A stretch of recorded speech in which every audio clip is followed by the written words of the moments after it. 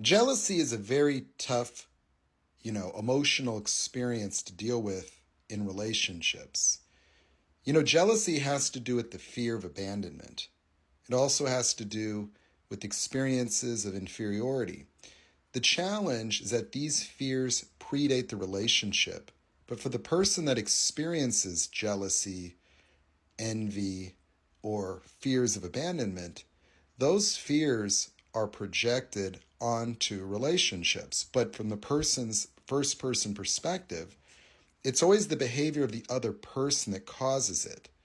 And so they're going to need you to help to mitigate those experiences and those fears. You see, abandonment anxiety is really just childish separation anxiety that is stuck in a neurological loop, and it improperly contaminates relationships. The irony of it is that relationships with people that have this wear you out because they are always needing reaffirmation. And this preoccupation prioritizes their own experience because it's a fight or flight survival-based instinct.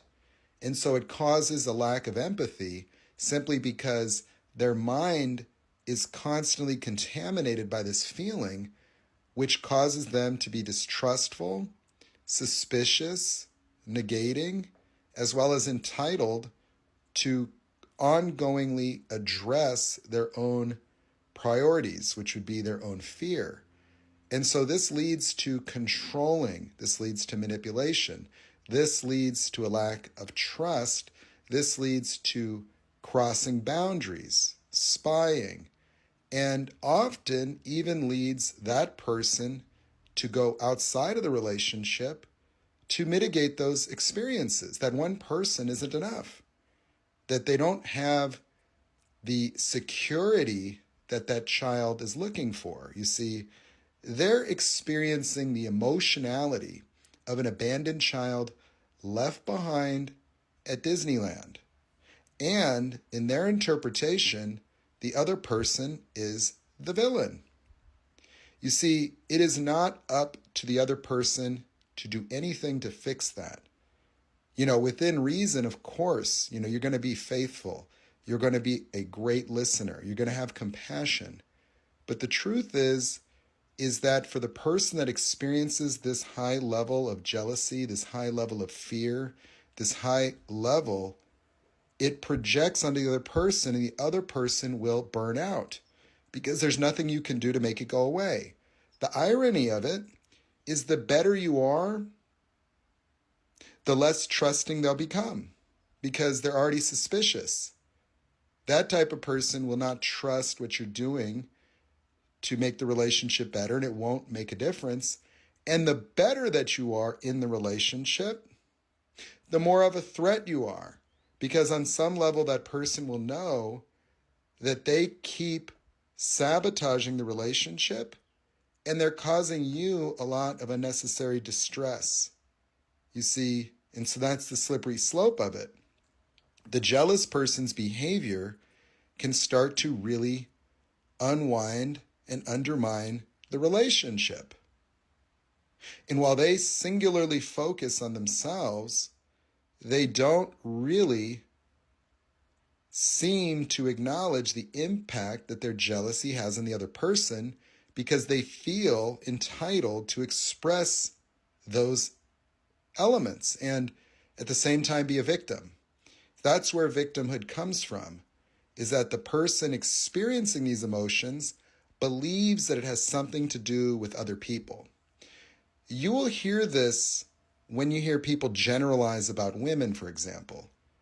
Like you see a lot of these alpha dating people that talk about the emotional instability of women. Well, that's because those insecure men need constant attention, affirmation, confirmation, and love. And so if there's any changes in the emotion of the woman, they experience that as an annoyance, a threat, a nuisance, or negativity because they need you to always be praising, always be subordinate. Why do you think they're threatened by your education and your success?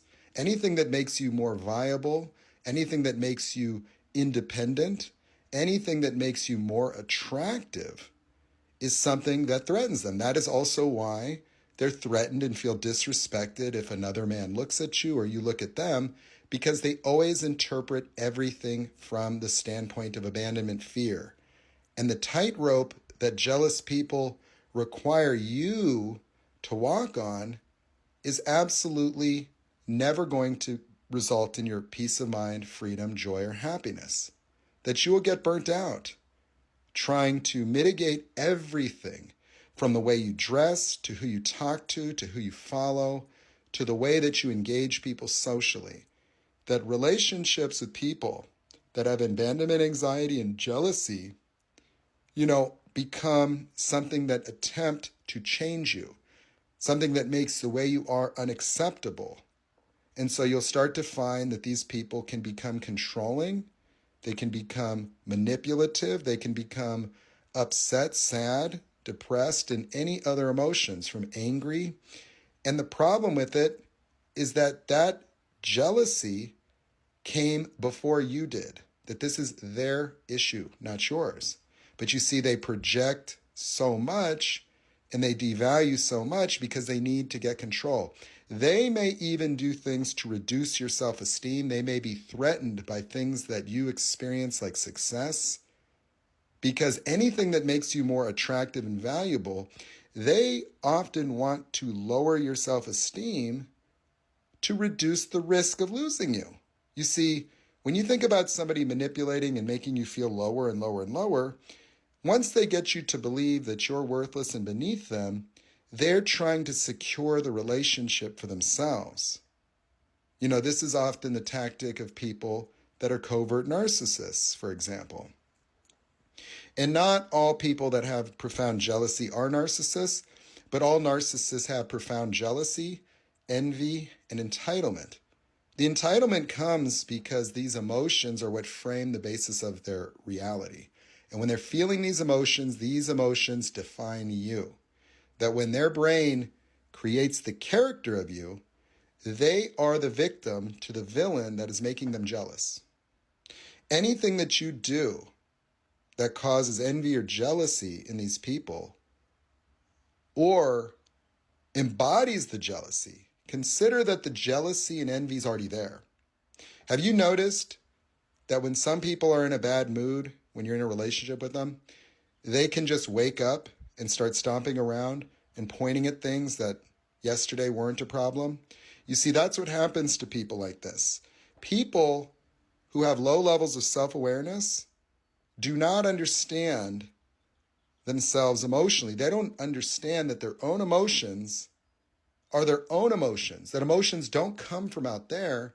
They are our response to out there. So your emotions respond or react, and some people's emotions are not grounded in reality. The more afflicted someone is, the more their emotions do not align with what's actually happening. See, that's the problem with jealousy, is that it presupposes the worst. And so if somebody's going to presuppose the worst, that means that you have to be the worst person. In order for someone to be jealous of your behaviors out in life, they're taking your integrity and flushing it down the toilet to be righteous about their own emotions. They're taking no responsibility that their own fear of abandonment, their own fear of rejection, their own fear of being inferior, replaceable, is their only problem. It's their only problem. That if they didn't have that, then they wouldn't even fear losing a relationship, because the relationship's only meant to make the abandonment go away. That is why the priorities of narcissists is subordination, no education, no independence, be young, no quote-unquote body counts, because they're jealous of the past even. That is how insecure these people are. But they project that as the other person's fault.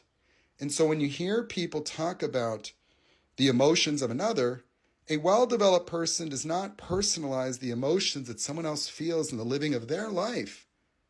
They're there for you, not threatened by it.